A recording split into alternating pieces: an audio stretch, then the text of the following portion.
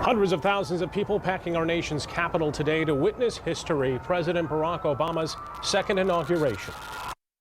My fellow Americans, we are made for this moment, and we will seize it so long as we seize it together. The president used his speech to talk about what he sees as unfinished business in Washington.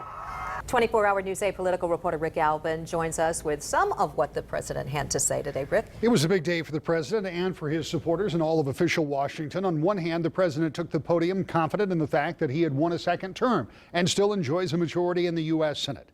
At the same time, Republicans control the U.S. House, and that means that the next 4 years may start out looking a lot like the last two. The president mentioned a number of issues sure to be hot-button issue items in the weeks to come: immigration, health care, and the deficit. He called on Congress for cooperation, and he called on people to make their voices heard. Our journey is not complete until we find a better way to welcome the striving, hopeful immigrants who still see America as a land of opportunity, until bright young students and engineers are enlisted in our workforce rather than expelled from our country. We must make the hard choices to reduce the cost of health care and the size of our deficit.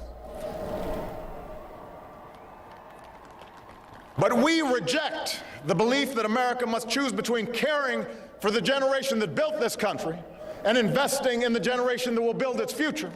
Progress does not compel us to settle centuries-long debates about the role of government for all time, but it does require us to act in our time.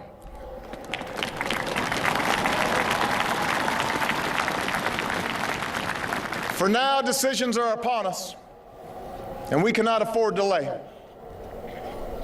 We cannot mistake absolutism for principle, or substitute spectacle for politics, or treat name-calling as reasoned debate. We must act.